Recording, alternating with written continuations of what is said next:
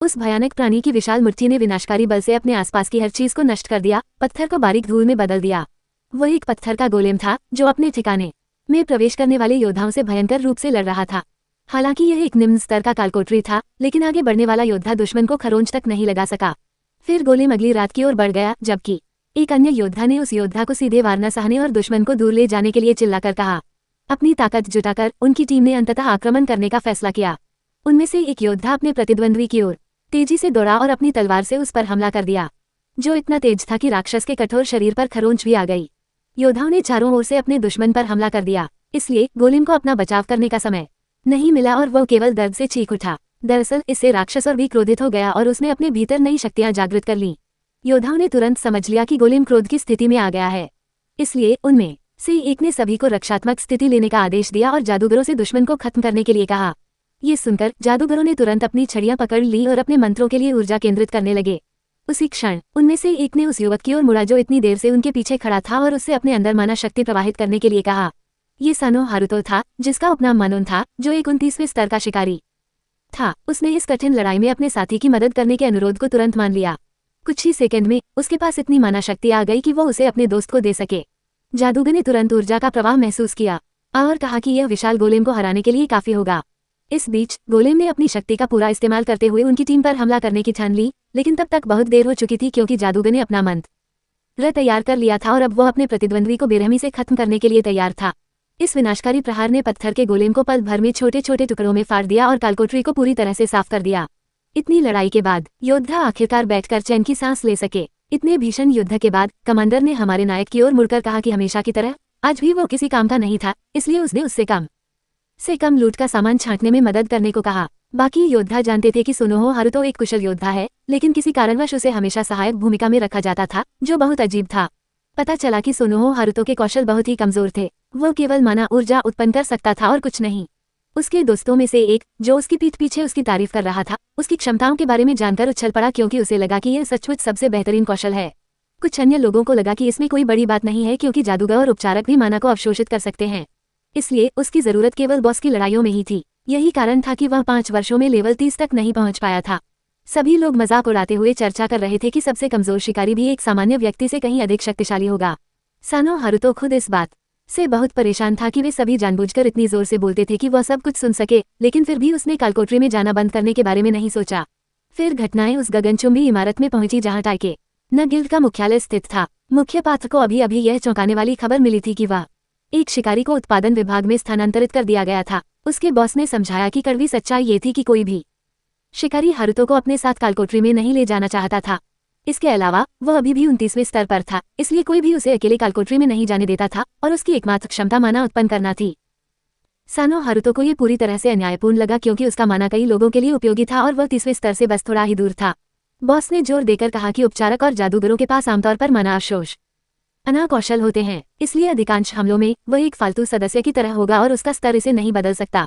Guild ने मुख्य पात्र की क्षमताओं को निखारने का फैसला किया, इसलिए वह माना औषधि उत्पादन विभाग में आसानी से घुल मिल जाएगा। सानो हारुतो वहां जाने के लिए बिल्कुल भी उत्सुक नहीं था, इसलिए उसने पूछा कि अगर उसने मना किया तो क्या उसे संगठन से निकाल दिया जाएगा।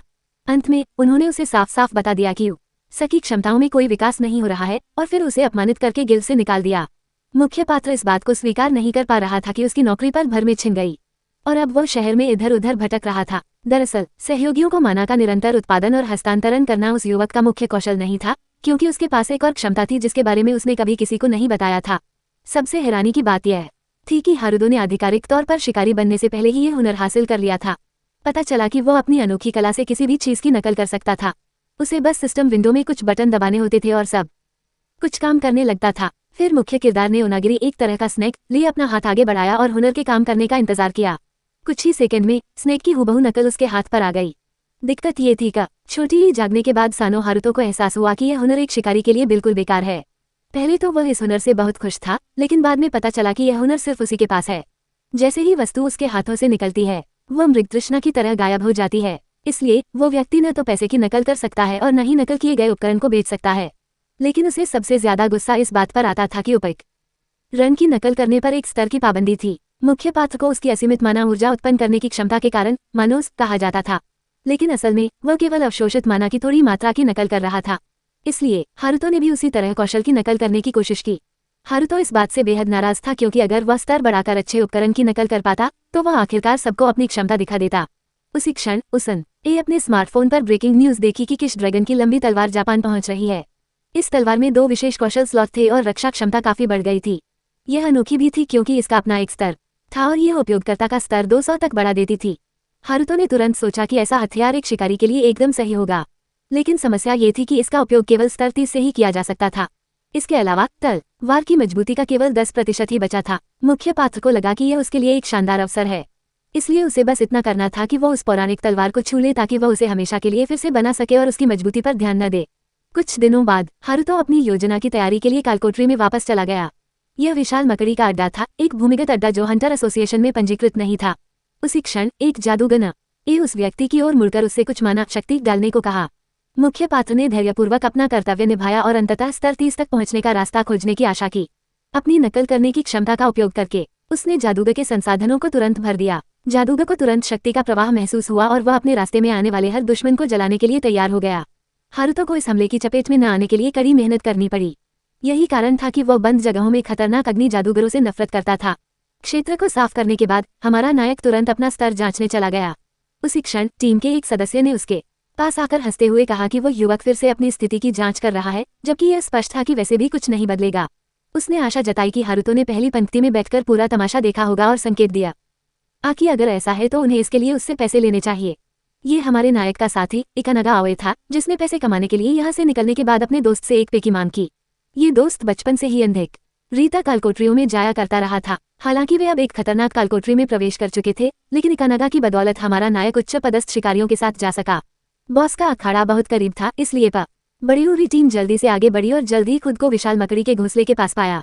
वहाँ एक विशालकाय राक्षस उनका इंतजार कर रहा था, अपने अंडों की रखवाली कर रहा था और अपने भावी बच्चों के पास आने की हिम्मत का रहने वाले किसी भी व्यक्ति को चीरफाड़ करने के लिए तैयार था। यह अलेक्सा थी, लेवल 80 की कालकोटरी की बॉस, जो अब शांति से सो रही थी, दुश्मनों की मौजूदगी से बेखबर।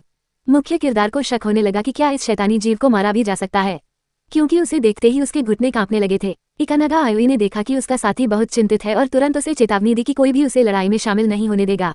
इसलिए डरने की कोई बात नहीं थी। उसे विश्वास था कि विशाल मकड़ी को मारना आसान होना चाहिए, लेकिन फिर भी सावधान रहना और जाले और अंडों पर कड़ी नजर रखना बेहतर था। अगर मकड़ी के बच्चे नष्ट हो जाते तो वह तुरंत क्रोधित हो जाती, जिससे निश्चित रूप से उन सभी का अंत हो जाता। उसी क्षण जादूगर ने इकानागा की ओर देखा, ये समझे बिना कि वो कुछ लोगों पर अपना समय क्यों बर्बाद कर रहा है। उस व्यक्ति ने तुरंत अपने साथी से माफी मांगी, जो शिकायत करता रहा कि उनके पास इन सब के लिए समय नहीं है। इसके बाद जादूगर लड़ने के लिए बेताब होकर तुरंत आगे भागा और गलती से फिसल गया।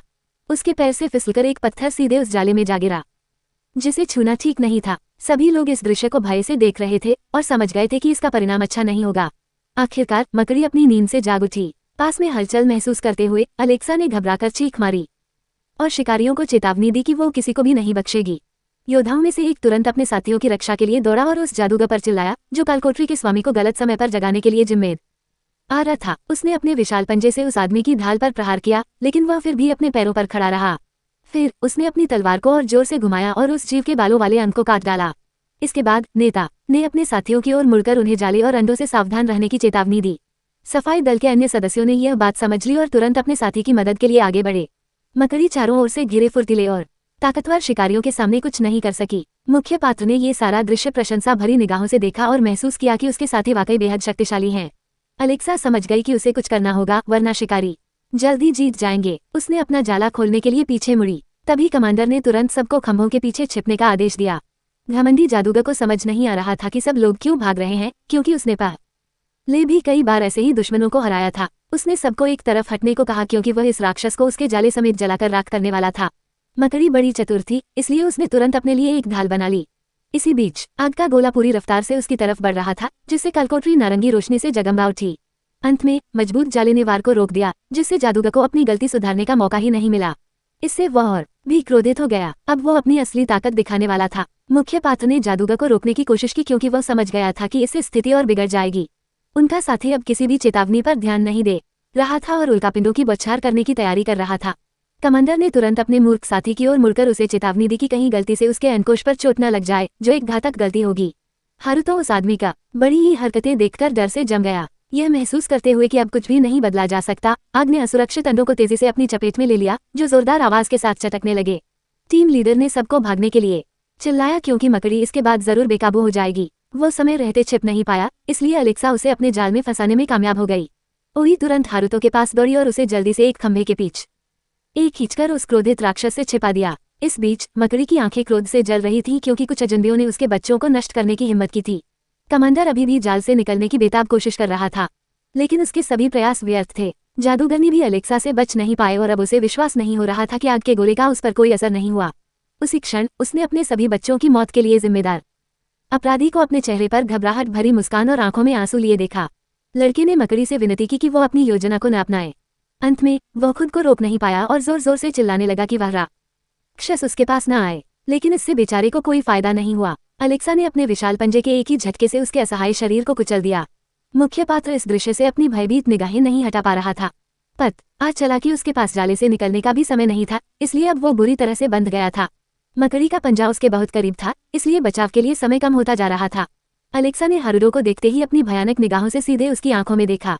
पहले तो हमारे हीरो को लगा था कि यह बस एक मामूली स्तर का कालकोटरी है, जिसमें वह एक दुर्भाग्यपूर्ण स्तर पार करने के लिए घुस गया है, लेकिन अब वो मौत के कगार पर खड़ा था। उसी क्षण मकड़ी ने अपने नुकीले पंजे से वार किया, मानो किसी और को सबक सिखाने के लिए जिसने उसकी शांति भंग करने की हिम्मत की थी। एक पल बाद ही उसने हारुतो को आर पार छेद दिया, जिसके पास वार से बचने का कोई मौका नहीं था। नायक तुरंत अपने ही खून में डूबने लगा, असहनीय दर्द से उसका दम घुटने लगा। अचानक उसकी आंखों के सामने एक सिस्टम संदेश आया, जिसमें पूछा गया था कि क्या वह चयनित वस्तु को कॉपी और पेस्ट करना चाहता है। अब पता चला कि हारुतो का कौशल उतना भी बेकार नहीं था जितना सोचा था। पता चला कि वस्तु गायब होने का नियम लड़के के अपने शरीर पर काम नहीं करता था, इसलिए उसने एहतियात के तौर पर अपनी एक प्रतिलिपि बना ली। मृत्यु के बाद उसकी चेतना प्रतिलिपि में चली गई और मृत शरीर गायब हो गया।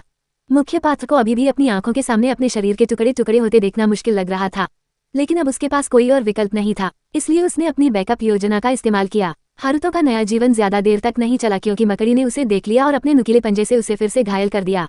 फिर उस युवक ने अपनी असीमित क्षमता का उपयोग किया और एक नया शरीर बना लिया। अंत में वह एक खंभे के पीछे छिपने में कामयाब रहा, जब तक कि अलेक्सा को पता नहीं चल गया कि उसका अगला शिकार कहाँ गया है। हारुतो समझ गया था कि यह जीव उसे जाने नहीं देगा, चाहे वो कितनी भी बार अपनी नकल करता रहे। उसी क्षण हमारे नायक ने देखा कि उसका बंधा हुआ दोस्त पास ही था और अभी भी जीवित था। उस लड़के ने तुरंत अपनी आंखें बंद कर ली और इस भयानक दृश्य से मुंह फेर लिया, क्योंकि उसे समझ नहीं आ रहा था कि वह अपने दोस्त की मदद कैसे करे। इसी बीच मकड़ी को इंसानों की मौजूदगी का एहसास हो गया और वो उनके ठिकाने की ओर बढ़ रही थी। इकानागा ने भी यह सब सुना, इसलिए उसने मदद के लिए नायक को पुकारने की पूरी कोशिश की। हारुतो समझ गया था कि वहां से निकलना बहुत मुश्किल होगा, लेकिन वह अपने दोस्त को भी नहीं छोड़ सकता था। लड़के को याद आने लगा कि यही वह दोस्त था जिसने उसकी मदद की थी जब बाकी सबने उसे छोड़ दिया था, इसलिए वह एओ की मदद करने की कोशिश में युद्ध में कूद पड़ा। उसने जल्दी से अपनी कमजोर तलवार पकड़ी और एलेक्स पर पहला वार करने की कोशिश की। यह बेकार था। मकड़ी ने जोर से मुख्य किरदार को एक तरफ फेंक दिया। राक्षस का पंजा उस खंभे से टकराया जिससे एलोए बंधी हुई थी और सौभाग्य से एलेक्स को नहीं लगा। अचानक सिस्टम ने घोषणा की कि मुख्य किरदार का स्तर बढ़ गया है, जिसकी उसे ऐसे निराशाजनक क्षण में बिल्कुल भी उम्मीद नहीं थी। मुख्य किरदार ये देखकर हैरान था कि उसका वार आखिरकार काम कर गया, लेकिन उसे अभी तक ये शक नहीं था कि मकड़ी ने उस पर दोबारा हमला कर दिया है। अंत में अलेक्सा ने हारुतो को भेद दिया, जिसे इस अचानक खतरे पर प्रतिक्रिया करने का समय ही नहीं मिला। अपने शरीर की नकल करने के बाद उस लड़के ने तुरंत सोचा कि उसे बस कोरिसियन ड्रैगन की लंबी तलवार तक पहुंचना है। हालांकि ऐसा लग रहा था कि यह जल्दी नहीं होगा, लेकिन वह समझ गया था कि वो किसी भी हालत में बच नहीं पाएगा। इसलिए वो कालकोटरी के सरगना को मारने जा रहा था, चाहे इसका मतलब 100 बार मरना ही क्यों न हो। हमारे नायक को समझ आ गया था कि सफल होने के लिए उसे अपने एक जीवन में दुश्मन को कम से कम कुछ नुकसान पहुंचाना होगा। उसने इस कालकोटरी में पूरे 3 दिन बिताए, दिन रात लड़ते हुए और लगभग 50 जाने गंवाते हुए। हारुतो के कौशल में काफी सुधार हुआ। मकड़ी की मृत्यु अब बस कुछ ही समय की बात थी, इसलिए वह और भी अधिक आत्मविश्वास से उसके शरीर पर वार कर रहा था। विशाल मकड़ी हर मिनट कमजोर होती जा रही थी। सौभाग्य से इस राक्षस में पुनर्जीवन की कोई क्षमता नहीं थी। इसके बावजूद अलेक्सा लगातार लड़ती रही और बार बार अपना खतरनाक जाला छोड़ती रही। ये हमले बहुत तेज और चालाक थे, इसलिए हमारे नायक को ऐसे जाल में न फंसने के लिए कड़ी मेहनत करनी पड़ी। चूंकि युवक ने अपने कई कौशलों में सुधार कर लिया था, इसलिए वह मकड़ी के इन जालों से आसानी से बच निकलता था। हालांकि एक समय में उनमें से 4 मौजूद थे। पता चला कि एलेक्स अब बस हारुतो को अपने पंजे के नीचे धकेल रही थी, जिससे वह उसे एक बार फिर घायल करने वाली थी। हारुतो को ऐसे शक्तिशाली वारों की आदत हो गई थी, इसलिए वो समय रहते एक तरफ कूद गया। इससे उसे एलेक्सा के शरीर पर चढ़ने और उसके करीब जाने का मौका मिल गया। मकड़ी के सिर के पास पहुंचकर हमारा हीरो ऊंचा कूदा और दुश्मन के कमजोर बिंदु पर वार करने के लिए अपना हथियार घुमाया। हारुतो ने आक्रामक ढंग से चिल्लाते हुए अपना सारा गुस्सा और दर्द चीख में उड़ेल दिया क्योंकि वह आखिरकार इस राक्षस को खत्म करके इस लंबे युद्ध को समाप्त करना चाहता था। उसने विशाल मकड़ी की आंखों के ठीक बीचों बीच वार किया। अपनी पूरी ताकत लगाकर उसने हमला किया। अंत में तलवार बिना वार किए ही टुकड़ों में टूट गई। अब जाकर मुख्य किरदार को एहसास हुआ कि वह अपनी तलवार की कॉपी पेस्ट करना भूल गया था। वह दुश्मन का कुछ नहीं बिगाड़ सका, इसलिए वह बिना किसी हथियार के धड़ाम से नीचे गिर पड़ा। मकड़ी, जिसकी अब एक आंख नहीं थी, गुस्से से चीखती हुई हारुरो का पीछा करने लगी। लड़का जानता था कि वह उस राक्षस से बच नहीं पाएगा जो बहुत तेजी से उसकी ओर बढ़ रहा था। अचानक अलेक्सा रुक गई और उसकी भयानक आंखों की पुतलियां अचानक दर्द से सिकुड़ गईं। उसका शरीर अंदर से फटने लगा। अब वो हिरुरो के रूप में अपने मुख्य लक्ष्य को भूल गई। अंत में वह राक्षस पूरी तरह से बिखर गया और चारों ओर खून फैल गया। मुख्य पात्र कुछ देर तक जमीन पर पड़ा रहा, बस इस बात की खुशी मना रहा था कि उसने अपने 56 जीवन खर्च करके उस प्राणी को मार गिराया। सिस्टम ने कई बार बताया कि अलेक्सा को सफलतापूर्वक नष्ट करने के बाद शिकारी का स्तर बढ़ गया था। इसके अलावा उस व्यक्ति को उस विशाल मकड़ी को हराने का इनाम भी मिला। इसके बाद हमारा नायक तुरंत आया को बचाने के लिए दौड़ा और उससे धैर्य रखने को कहा और वादा किया का छोटी ही वहां से निकलते ही वह अपने दोस्त को सबसे बढ़िया विस्की पिलाएगा। अचानक हारुरो को बगल में जोरदार चोट लगी, जिससे वो गिर पड़ा। आओया उसके पीछे थी और वह जमीन पर गिर पड़ा और अब ये पता लगाने की कोशिश कर रहा था कि उन पर हमला किसने किया। पता चला कि मुख्य किरदार का रोमांच अभी खत्म नहीं हुआ था क्योंकि विशाल मकड़ी के नवजात बच्चे यहाँ उसका इंतजार कर रहे थे। हारुरो जानता था कि वो इन दुश्मनों से निपट सकता है, लेकिन समस्या ये थी कि आओया की रक्षा करते हुए लड़ना मुश्किल होगा। उसने अपने दोस्त को पास खींच लिया और उसे उन मकड़ियों से बचाने की कोशिश की जो उनकी ओर बढ़ रही थीं। अचानक किसी ने उनके बीच दखल दी या और एक मकड़ी को 2 हिस्सों में काट दिया। अन्य राक्षसों ने तुरंत अपना ध्यान उस पर केंद्रित कर लिया जिसने उनके विरुद्ध जाने का साहस किया था। उन्होंने तुरंत उस लड़की पर हमला कर दिया जो हमारे नायकों का बड़ी ही सहायता के लिए आई थी। रक्षक ऐसी शत्रुओं से बिल्कुल भी नहीं डरती थी क्योंकि उसके पास अपार शक्तियां थीं और अब उसने उनके विरुद्ध नरक की अग्नि का प्रयोग किया। यह अग्नि जादू का सर्वोच्च मंत्र था और पूरी छोटे दुनिया में केवल कुछ ही जादूगर इसे नियंत्रित कर सकते थे। मुख्य पात्र को जापान में केवल एक ही जादूगर याद था जिसके पास ऐसी क्षमता थी। वह एक रात्रि जादूगर था जो चुड़ैल की तलवार का प्रयोग करता था और जापानी शिकारी रैंकिंग में 5वें स्थान पर था। सभी राक्षसों से निपटने के बाद उसने हारुतो की ओर मुड़कर पूछा कि क्या वही यहाँ बचे हुए एकमात्र लोग हैं।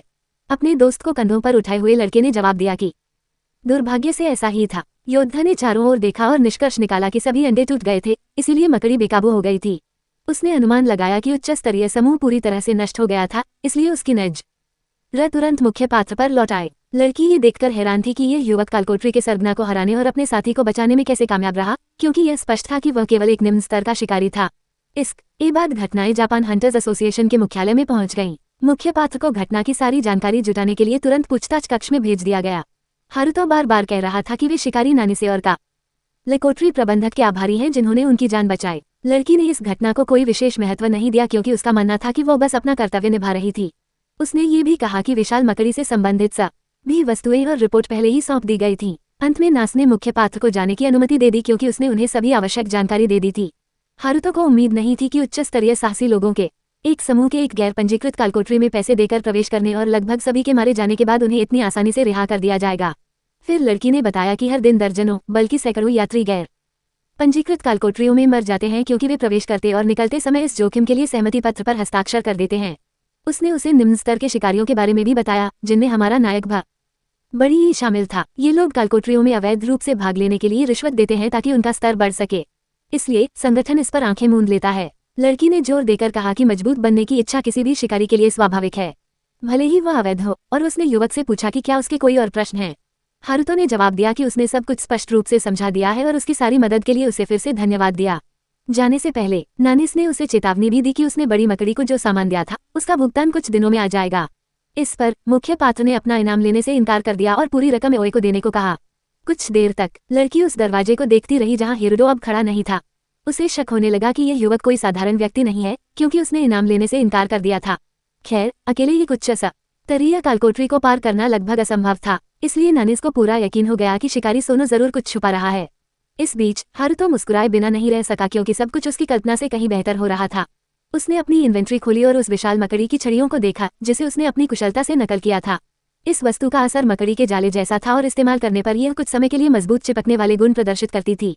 दरअसल जब उसने इसका विवरण पढ़ा तो वह निराश हो गया क्योंकि यह साधारण गोंद जैसा लग रहा था जिसे बनाने में इतनी मेहनत और जाने लगी थी। फिर भी उसने छड़ी की नकल करने का फैसला किया, छोटी या ताकि वह कम से कम इसे मक्खियों और मच्छरों से बचाव के लिए चिपकाने वाले टेप के रूप में इस्तेमाल कर सके। मुख्य पात्र को भी इस वस्तु का उपयोग करने का तरीका नहीं पता था, इसलिए उसने इसका अध्ययन करने का फैसला किया। एक पल बाद छड़ी हवा में गायब हो गई, इसलिए हारुतो को कुछ भी समझने का समय ही नहीं मिला। वो युवक उलझन में इधर उधर देखने लगा, ये समझ नहीं पा रहा था कि छड़ी कहाँ गायब हो गई। पता चला कि वो किसी मौजूदा कौशल में समाहित हो गई थी और उससे सम्मिलन की क्षमता बढ़ गई थी, जिससे हमारा नायक दंग रह गया क्योंकि उसे इस बात का जरा भी अंदाजा नहीं था कि ऐसा भी हो सकता है। तभी सिस्टम ने घोषणा की कि नकल करने के कौशल को और बेहतर बनाया जा सकता है। सम्मिलन की बात करें तो वह अब एक नए स्तर पर पहुंच गया था। इस तरह अब कौशल के 3 रूप हो गए थे। अब हारुतो को पता चल गया था कि कौशल किसी संबंधित वस्तु को अवशोषित करके विकसित हो सकते हैं। इसके बाद वह युवक नए विकल्पों के बारे में जानना चाहता था। पता चला कि डाली गई वस्तुओं को अब इच्छानुसार लंबे समय तक रखा जा सकता था, साथ ही उन्हें किसी भी स्थान पर एक निश्चित समय के लिए डाला जा सकता था। हारुतो ने पहले सोचा था कि यह कौशल पूरी तरह बेकार है, लेकिन अब सब कुछ बिल्कुल अलग था। उसने तुरंत नई विशेषताओं को आजमाने का फैसला किया और छड़ी को सिर्फ 1 मिनट के लिए अंदर डाला। मुख्य पात्र ने मुस्कुराते हुए देखा कि उसने वस्तु को अपने हाथों से छोड़ दिया और वह गायब नहीं हुई। समय समाप्त होते ही विशाल मकड़ी की छड़ी हवा में घुल गई और गायब हो गई। हारुतो की आंखें तुरंत ही अत्यंत छोटी ही का उत्साह से चमक उठी क्योंकि इस खबर ने खेल के सभी नियमों को बदल दिया था। ऐसे में उसने और भी चीजें बनाने का फैसला किया और उनका टाइमर 101,000 साल पर सेट कर दिया। हारुतो इस खबर से अभी भी अपनी भावनाओं को काबू नहीं कर पा रहा था, इसलिए वह दफ्तर के बीचों बीच खुशी मनाने लगा। उसे पूरा यकीन था कि आज से वह आखिरकार अमीर हो जाएगा और एक इंसान की तरह जी सकेगा। लेकिन सबसे पहले उसे कोरिसियन ड्रैगन की तलवार की नकल बनानी थी। इसी बीच घटनाएं 2 घंटे पहले टोक्यो के रेनबो ब्रिज पर लौट आईं। यहाँ ट्रैफिक बहुत ज्यादा था और गाड़ियों की अंतहीन कतारें अलग अलग दिशाओं में तेज गति से दौड़ रही थीं। एक काफिला यहाँ से गुजर रहा था और उनकी आगे वाली गाड़ी को गति और दूरी बनाए रखनी थी। एक कार में इंटरनेशनल हंटर्स एसोसिएशन के मूर ग्रांट बैठे थे, जिन्होंने अपनी साथी से पूछा कि वो कितनी बार जापान आ चुकी हैं। उनके संगठन के ही सदस्य एरिस्यू ने संक्षेप में जवाब दिया कि वो पहले 2 बार आ चुकी हैं। उन्हें याद आया कि लड़की की मां शायद इसी देश की रहने वाली थी, इसलिए शायद उसे यहाँ वापस आना अच्छा लगता होगा। लड़की ने ठंडे लहजे में कहा कि यह उसकी मां का वतन है, उसका नहीं, इसलिए इससे कोई फर्क नहीं पड़ता। मूर ग्रांट ने उन्हें ये भी याद दिलाया कि लंबी तलवारों की प्रदर्शनी भी जापान में ही समाप्त होगी और पूछा कि क्या उनके साथ बड़ी ने छुट्टी के लिए आवेदन किया है। लड़की ने इसकी पुष्टि की और कहा कि वह जापानी कालकोटरियों में कुछ खोजना चाहती है, इसलिए शिकारी ने उसे उसकी खोज में सफलता की शुभकामनाएं दी। उसने ये भी कहा कि यह उसका मामला नहीं है, लेकिन चेतावनी दी कि एक दिन इसका असर उस पर भी पड़ेगा। उसी क्षण आगे चल रहे वाहन को रेडियो द्वारा सूचित किया गया कि वे रेनबो ब्रिज पर भूमिगत मार्ग से गुजर रहे हैं। भूमिगत विद्युत चुंबकीय तरंगों के कारण संचार 5 मिनट के लिए बाधित हो गया। ग्रांट ये देखकर आश्चर्यचकित था कि कालकोटरी सीधे समुद्र के ऊपर स्थित थी, लेकिन उसे ये थोड़ा रोमांटिक भी लगा। लड़की इन सब बातों को लेकर इतनी बेफिक्र नहीं थी, इसलिए उसने अपने साथी से कहा कि वह बकवास न करे क्योंकि अगर भूमिगत मार्ग ढह गया ये सचमुच एक आपदा होगी। उसके साथी ने तुरंत किसी को कार की खिड़की खोलने के लिए कहा क्योंकि वहां बहुत घुटन भरी बदबू आ रही थी। लेकिन एरिस्यू को अभी भी समझ नहीं आ रहा था कि एक खतरनाक तहखाने में रोमांटिक क्या हो सकता है। अब घटनाएं रेनबो ब्रिज पर अंडरग्राउंड के प्रवेश द्वार पर स्थित कार्यालय में पहुंच गईं। टिकट विक रेता सिनो सत्तोरू खड़ा होकर शिकायत कर रहा था कि वह प्रवेश द्वार पर टिकट विक्रेता के रूप में काम करते करते उब गया है, जबकि उसका साथी यह नहीं समझ पा रहा था कि वो इतना भाग्यशाली होने के बावजूद क्यों परेश आना है। तहखाने को देखते हुए उसने कहा कि सिर्फ 3 हफ्ते पहले ये सचमुच धरती पर नरक था। उस क्षण एक अजीब सी बड़ी बूंद युवक के पैर के पास गिरी। पहले तो लड़के समझ ही नहीं पाए कि यह क्या है। वे उस अजीब पद आरत को हैरानी से देख रहे थे। तभी टिकट बेचने वाले ने गौर से देखा और पाया कि यह एक प्यारा सा घोंघा था जो किसी तरह कालकोटरी से बाहर आ गया था। उसने घोंघे को उठाया और सतोरू की ओर मुड़कर पूछा कि क्या ये घोंघा सतह पर प्रकट हो सकता है। शिकारी ये देखकर डर गया क्योंकि वह अच्छी तरह समझ गया था कि आगे क्या होने वाला है। इसी बीच घोंघे से भी बड़ा एक राक्षस उसके पीछे प्रकट हो गया था। डर के मारे सतोरू ने कालकोटरी से निकले उस राक्षस की ओर देखा। हालात पूरी तरह बेकाबू हो जाने पर उन लोगों ने तुरंत अपने हथियार उठा लिए, इस उम्मीद में कि इससे उन्हें किसी तरह उस विशालकाय जीव से बचाव मिल जाएगा। तभी उस विशालकाय और ने अपने नुकीले डंडे से उन पर हमला कर दिया, जबकि शिकारी अपनी कमजोर ढाल से खुद को बचाने की पूरी कोशिश कर रहा था। फिर घटनाएं जापान हंटर्स एसोसिएशन के कार्यालय में वर्तमान समय में लौट आईं। मुख्य पात्र ने ये देखा कि उसके सभी आंकड़े बढ़ गए थे और उसका स्तर 50 हो गया था, इसलिए उसकी इतनी बार की मौतें व्यर्थ नहीं हुई थीं। जब कोई शिकारी इस स्तर पर पहुंच जाता है तो उसके लिए किसी समूह में शामिल होना आसान हो जाता है, क्योंकि आमतौर पर मध्य स्तर के कालकोटरियों में शुरुआती लोगों के लिए बने क्षेत्रों को छोड़कर सभी राक्षस लगभग एक ही स्तर के हैं।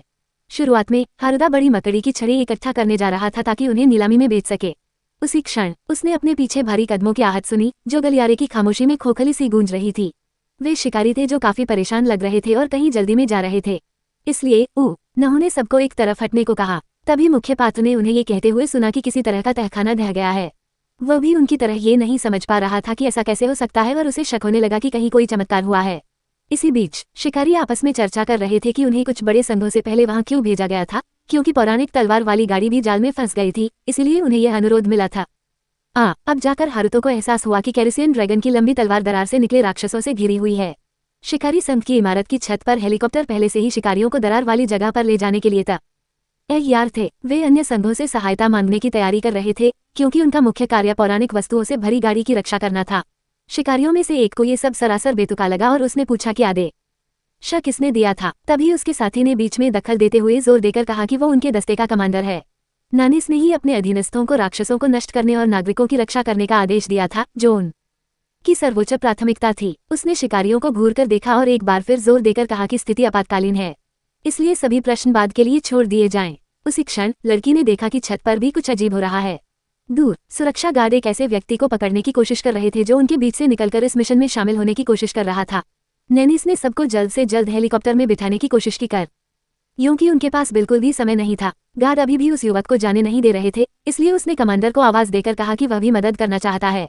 अचानक लड़की को याद आया कि यह वही श्री सानो है जिनसे उन्होंने अभी कुछ देर पहले बात की थी। उन्होंने कहा कि अगर वे राक्षसों से नहीं लड़ सकते तो वे नागरिकों को निकालने में मदद करना चाहते हैं, और ऐसी स्थिति में किसी भी तरह की मदद काम आएगी। नेस को उम्मीद नहीं थी कि वो युवक उनके साथ आना चाहेगा, इसलिए उसे समझ नहीं आया कि उसके प्रस्ताव का क्या जवाब दे। अंत में पूरी टीम कालकोटरी में हुए रिसाव वाली जगह पर मदद के लिए चली गई। कमांडर ने विशाल मकड़ी के तहखाने में अपने साथी को बचाने के लिए हारुतो की प्रशंसा की, और अब उसने नागरिकों को निकालने में मदद करने का फैसला किया था। मुख्य पात्र ने इन सब पर केवल एक बनावटी मुस्कान के साथ प्रतिक्रिया दी, क्योंकि वह अच्छी तरह जानता था कि वो केवल अपने स्वार्थों को पूरा कर रहा है। इस बीच बाकी लोग समझ नहीं पा रहे थे कि यह सब क्यों हो रहा है। चूंकि इंद्रधनुषी पुल की दरार को बंद हुए केवल 3 सप्ताह ही हुए थे, कमांडर ने समझाया कि उनकी दुनिया में कुछ भी हो सकता है, जिसमें एक और भूमिगत दरार भी शामिल है, और चाहे कितनी भी बार ऐसा हो, वे हर बार उस जगह पर जाएंगे जहां दरार पड़ी थी, ताकि 15 साल पहले हुई आपदा की पुनरावृत्ति को रोका जा सके। शिकारियों के बीच तुरंत सन्नाटा छा गया, क्योंकि वे नानिसे की बात समझ गए थे। गुस्से से भरे मुख्य पात्र ने अपनी मुठ्ठियां भींच ली, क्योंकि उसे ये घटनाएं ऐसे याद थी मानो कल ही घटी हों। उस समय दुनिया भर में कालकोटरियों में एक साथ हमले हो रहे थे, जिससे एक अंतर्राष्ट्रीय आपदा आ गई थी। अगर कालकोटरी में मौजूद राक्षसों को पर्याप्त संख्या में नष्ट नहीं किया जाता तो कालकोटरी में अत्यधिक भीड़ हो जाती है और वह ढह जाती है, जिससे एक दरार बन जाती है, और फिर वे बाहर निकलकर शांतिपूर्ण निवासियों पर हमला करते हैं। इसी अराजकता में युवा हारुतो के माता पिता की मृत्यु हो गई। वे निर्दोष शिकार बन गए। हारुतो ने इसके बारे में पहले कभी किसी को नहीं बताया था, और कोई उस पर विश्वास भी नहीं करता। लेकिन उसी क्षण दूसरे आयाम से एक अलौकिक प्राणी प्रकट हुआ। इसी प्राणी ने मुख्य पात्र को वो दिया जिसे वह अभिशाप समझता था। प्राणी ने इसे वरदान बताया और 20 वर्षों की समय सीमा तय की, लेकिन लड़के को नहीं पता था कि इसका अर्थ उसकी क्षमता की अवधि है या उसका जीवन। अभिशाप की घड़ी अभी भी चल रही थी, जिससे हारुतो थोड़ा घबरा गया। इसके अलावा युवक को डर था कि कहीं ये घटना फिर से न घट जाए, क्योंकि वह प्राणी एक बड़ी आपदा के बाद प्रकट हुआ था। मुख्य पात्र समझ गया था कि जब ये फिर से प्रकट होगा तो एक और प्रलय आएगी, इसलिए केवल 5 साल बचे थे। किसी भी हालत में हारुतो को उम्मीद थी कि वो इस तबाही को रोक पाएगा और श्राप को दूर कर पाएगा, क्योंकि अब वह अपनी क्षमताओं को विकसित करना और सबसे शक्तिशाली शिकारी बनना सीख गया था। इस बीच शक्तिशाली विस्फोटों के साथ इंद्रधनुषी पुल पर पूरी तरह से अराजकता फैली हुई थी। राक्षसों ने नागरिकों पर हमला किया और अपने आसपास सब कुछ नष्ट कर दिया, जिससे कभी चहल पहल वाला पुल खंडहर में तब्दील हो गया। राक्षसों के शक्तिशाली प्रहारों से चकनाचूर कारें अलग अलग दिशाओं में उड़ गईं। शिकारियों की संख्या अभी भी बहुत कम थी, इसलिए टिकट विक्रेता को डर था कि वे सभी नागरिकों की रक्षा नहीं कर पाएंगे। उसी क्षण एक विशालकाय राक्षस ने पीछे से उस युवक पर हमला करने की कोशिश की और उसे कुचलने के लिए अपना भारी गदा उठा लिया। आखिरी क्षण में वह हमले पर प्रतिक्रिया करने में कामयाब रहा और राक्षस को 2 टुकड़ों में काट दिया। फिर दूसरे राक्षस ने टिकट संग्राहक पर फिर से हमला करने की कोशिश की, जो अभी तक पिछले राक्षस के हमले से उबर नहीं पाया था। लेकिन यह इतना आसान नहीं था, क्योंकि उसका साथी समय पर उसकी मदद के लिए आ गया और उसने अपनी तलवार राक्षस पर फेंक दी। शिकारी ने युवक को युद्ध के बीच में कौवे गिनने से मना किया। सत्तोरु ने आश्चर्य से उसकी ओर देखा और सदमे से मुश्किल से सांस ले पा रहा था। उसने उसे बचाने के लिए तहे दिल से धन्यवाद दिया। शिकारी इस बात से नाराज था कि युवक ने इतने अहम मौके पर आराम करने की हिम्मत कैसे की, इसलिए उसने उसे युद्ध के मैदान के बीच में आराम न करने की सलाह दी। युवक ने पहले ही देख लिया था कि उसका साथी सीधे सीधे बोल रहा है, लेकिन असल में उस बूढ़े आदमी ने ही उसे ऊर्ट से बचाया था, और आज दूसरी बार वह उसकी मदद के लिए आया था। टिकट बेचने वाले ने सतोरु को प्रशंसा भरी निगाहों से देखा, जिसने बहु तक खून को दिया था और अस्वस्थ दिख रहा था और अब अपना कर्ज झुकाने ही वाला था। फिर उसने सोचा कि क्या अतिरिक्त सैनिकों के बारे में कोई खबर है, लेकिन कालकोटरी में विद्युत चुंबकीय तरंगों के कारण वे उनसे संपर्क नहीं कर पाए। किसी भी हालत में शिकारी को पूरा यकीन था कि बाकी लोग स्थिति से अवगत थे और यहाँ आ रहे थे। उसने जोर देकर कहा कि उन्हें भी जल्द से जल्द पुल की ओर दौड़ना चाहिए, ताकि वे अतिरिक्त सैनिकों से मिल सकें। उसी क्षण पुल पर क्षतिग्रस्त कारों के बीच अचानक एक नया राक्षस प्रकट हुआ। ये भालू राजा था, जिसका राक्षसी स्तर 190 था। मूर को पूरी तरह से यकीन नहीं था कि उनकी वैन सुरक्षित रहेगी, लेकिन एरी सन ने उससे चिंता न करने को कहा क्योंकि सुरक्षात्मक जादू अपने उच्चतम स्तर पर काम कर रहा था। उसके साथी को पूरा विश्वास था कि 400 स्तर का राक्षस भी उनके वाहन को खरोंच तक नहीं पहुंचा पाएगा। इसी बीच पुल धीरे धीरे ढहने लगा, जिससे कंक्रीट और सरिया के टुकड़े पानी में गिरने लगे। कुछ ही क्षण बाद एक दूसरा राक्षस प्रकट हुआ, जिससे लड़की को संदेह हुआ कि सबसे शक्तिशाली जादू भी उनकी रक्षा नहीं कर पाएगा। इस प्राणी को देखकर सत्तोरू और उसका साथी इतने भयभीत हो गए कि वे एक शब्द भी नहीं बोल पाए। उसी क्षण पास में ही एक तेज गड़गड़ाहट सुनाई दी और नानी की टीम आखिरकार वहां पहुंच गई। पायलट ने तुरंत कमांडर को पुल पर हो रही घटना के बारे में बताने की कोशिश की, लेकिन वह सब कुछ ठीक से बयान नहीं कर पाया। यहाँ तक कि नानी भी आगे आने वाले खतरे को देखकर घबरा गई।